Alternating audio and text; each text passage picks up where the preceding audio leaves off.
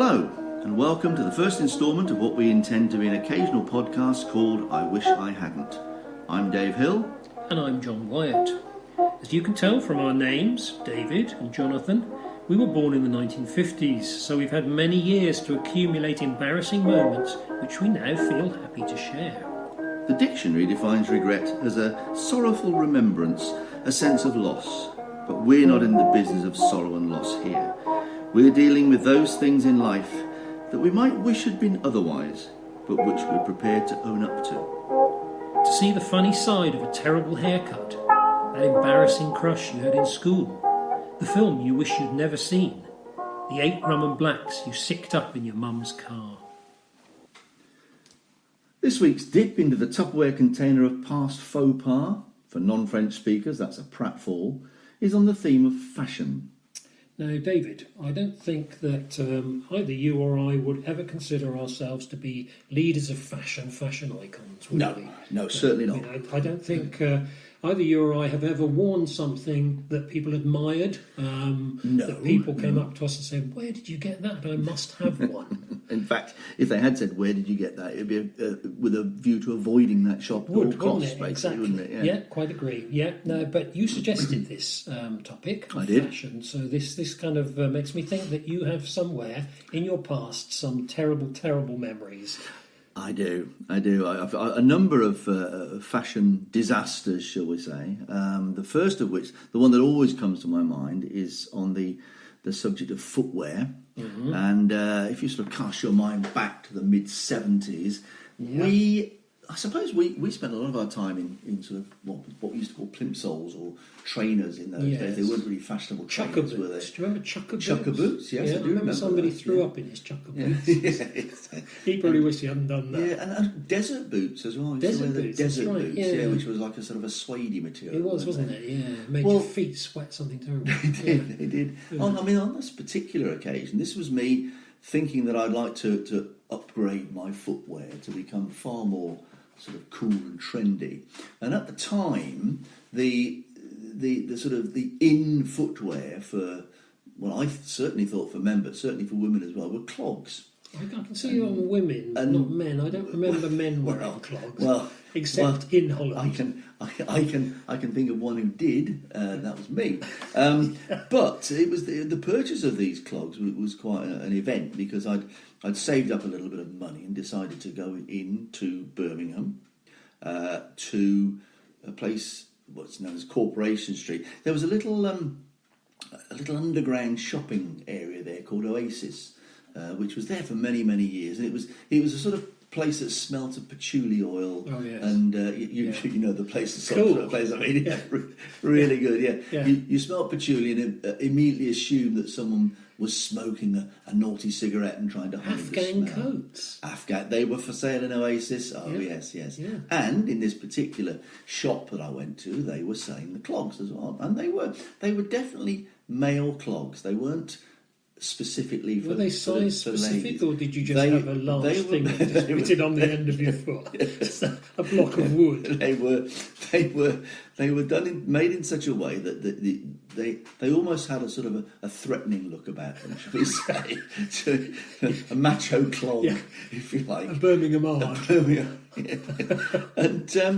And so I went in, I tried them on, and I spent a little while walking up and down in the sort of space. It wasn't really a shop floor. Did you notice people laughing at you? No, nobody did. And at the same time, nobody actually said, "Oh, those look good," apart from the shop assistant, who was desperate for a sale, of course, on commission. Yeah. So I tried them on, and I thought, yeah, these are pretty good. I think I'll take these. And bought them, and then I started to walk up what's Corporation Street itself. It's like a sort of a slight incline up Corporation Street.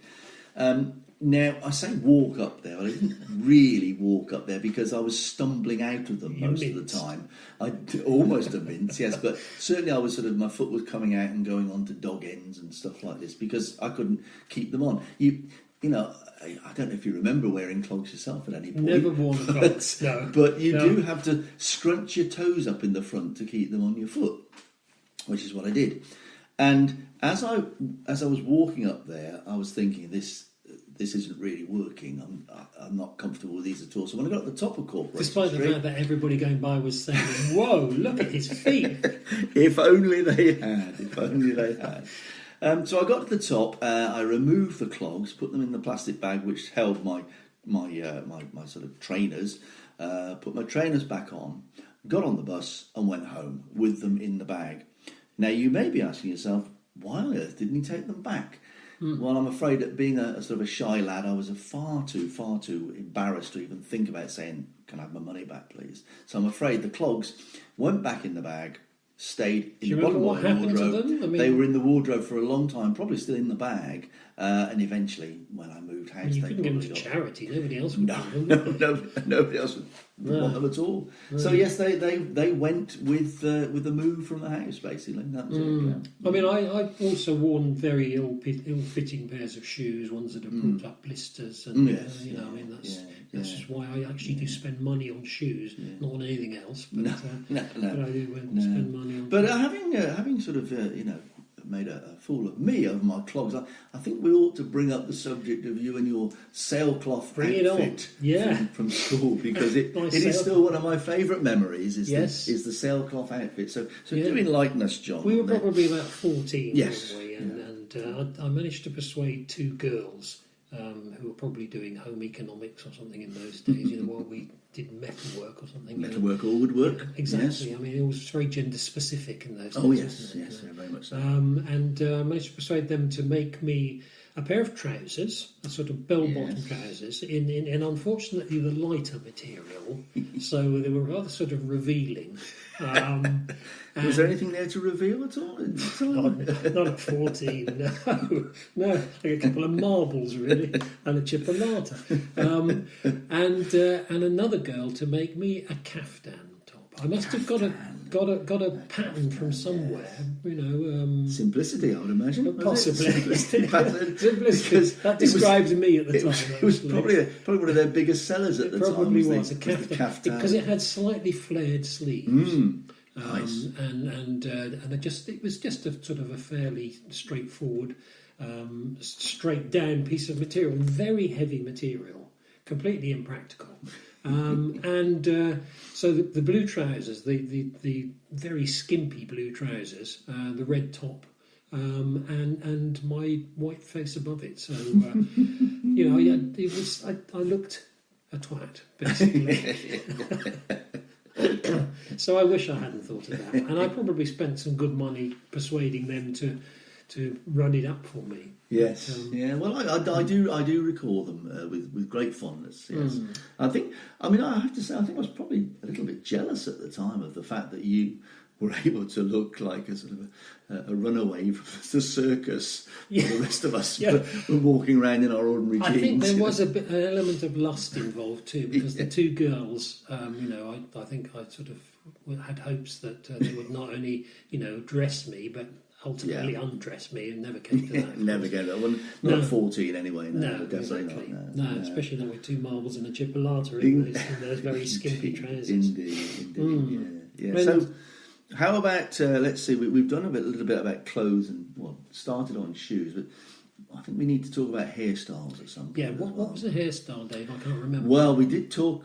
We did talk hair? a long time ago about how we were going to have our hair done and things like that, and we did, because of the years we grew up, we did go through the mullet stage, of course. Yes, which was a mullet. Highly fashionable. I loved having a mullet at the time.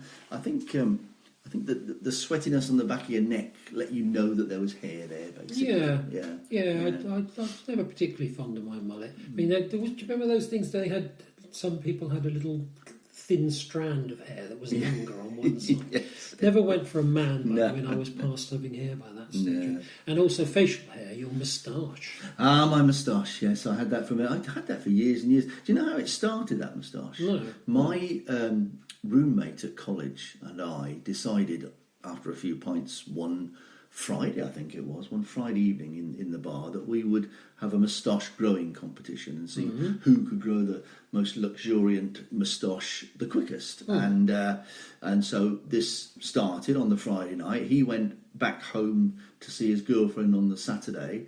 came back on the Sunday evening having shaved off the little bit that he'd already got because his girlfriend didn't like it.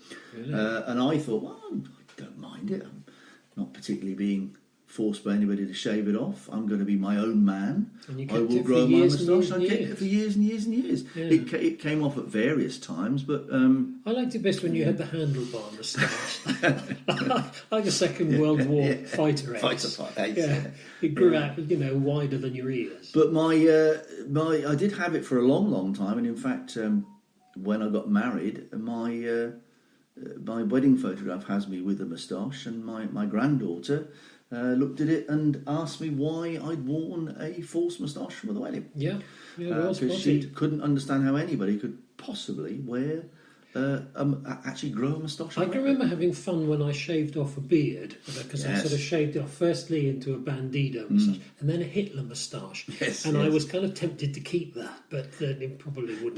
But that is the joy, the beauty of growing a beard, isn't it? Is to do the when you decide to get rid of it, not just to shave it all off at once. You have to see what you'd look like with other styles. Maybe half a beard. Half a beard. You can turn and confuse people. Yes, you look like somebody completely different. You could do a completely different character. Yes. Yeah. But I think everyone who's ever shaved a beard off in that way always ends up with the Hitler moustache. They do. It is.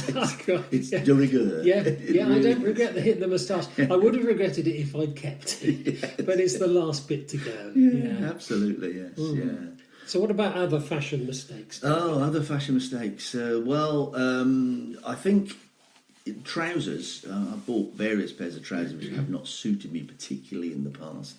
I bought a pair on the educational cruise in the late 70s, I think, wasn't it? Mid 60s, late 60s. Sorry, in a little tailor shop in Gibraltar, where one of the high spots for fashion.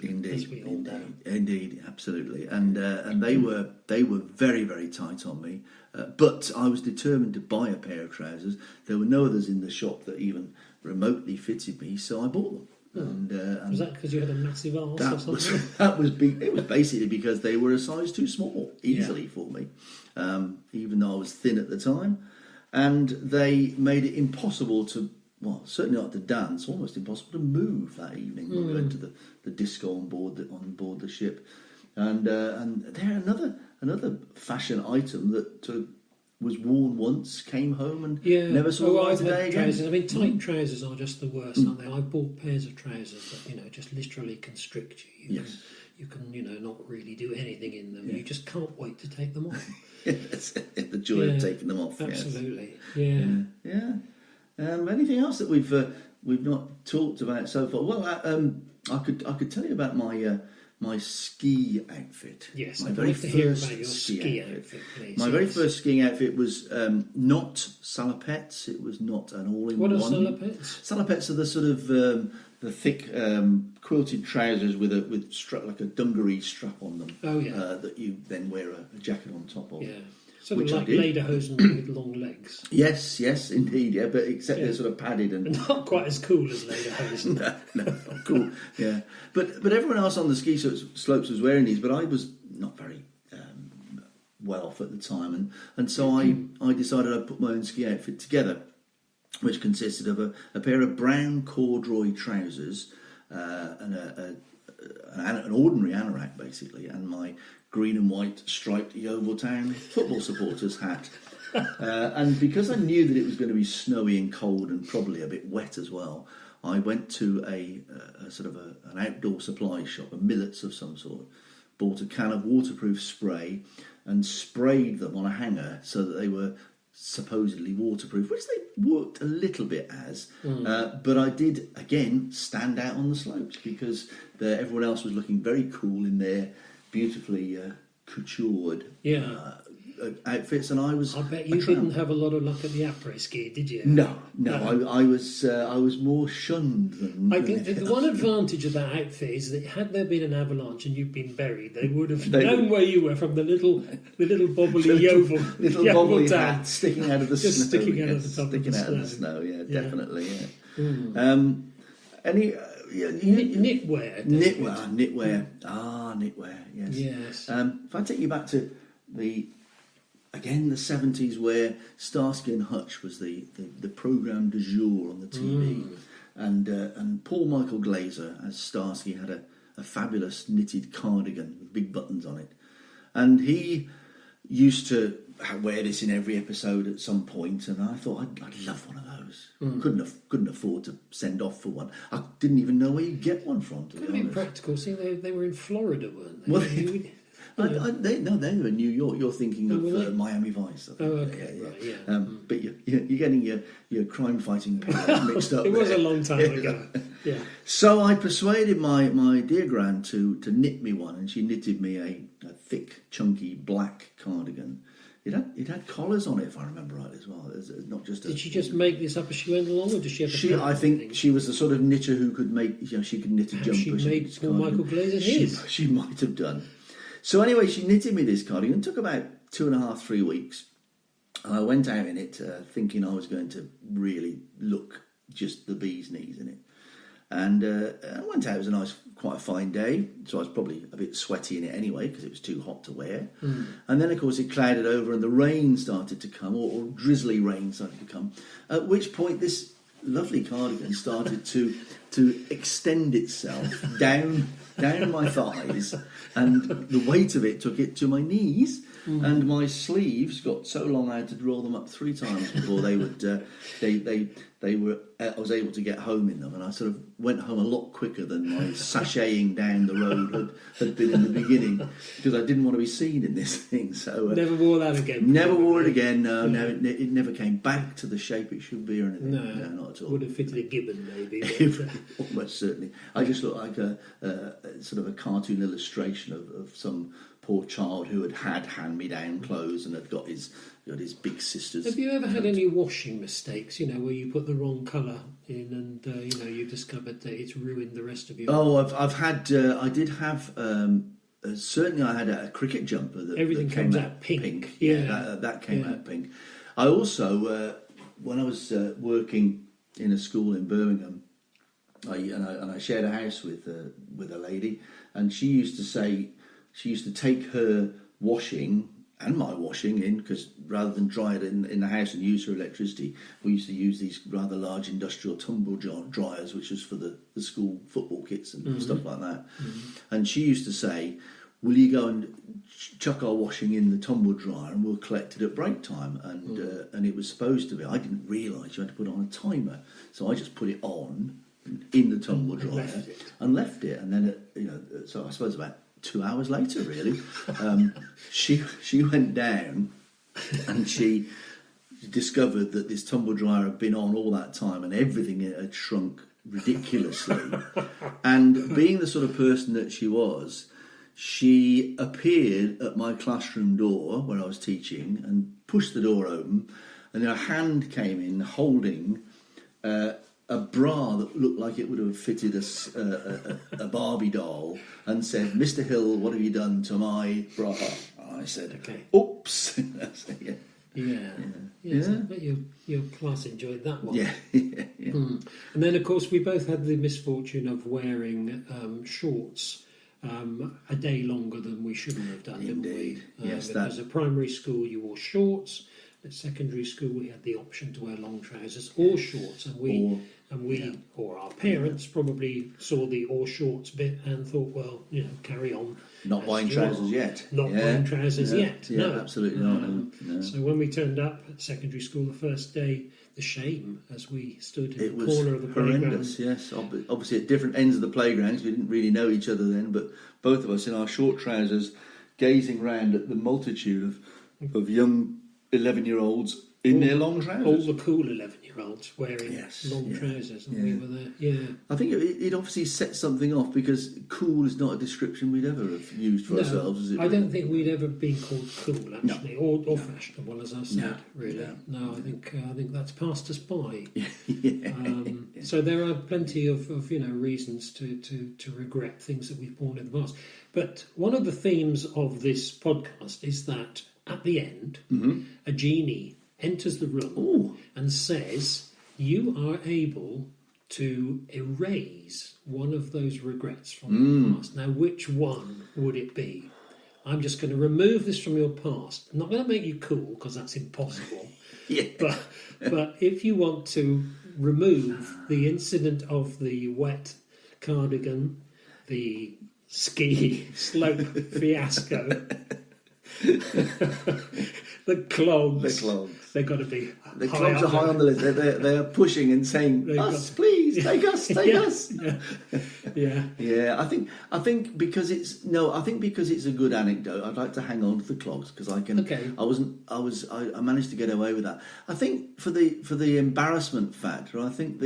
To be honest, I think that the being caught in the short trousers on that first day at school I agree. and wanting to blend in, it would be great if that had never happened. Yes, I agree. Yeah. And for me, maybe it should have just been the kaftan because that is just a fashion mistake, isn't it? Really? The kaftan. Yeah, it's got to be the kaftan. Yeah, absolutely. Okay. Well, that's been very interesting, John. Been very interesting, Dave, and we press on now towards the next episode, a different theme. We hope that you'll join us in our reminiscings on our next topic. And share our embarrassment and shame. Indeed. We can't tell you what it's going to be yet because we haven't quite decided, but tune in to our next podcast and find out which areas of life we're hoping to exhume from the graveyard of our past. Absolutely. See you very soon. See you soon.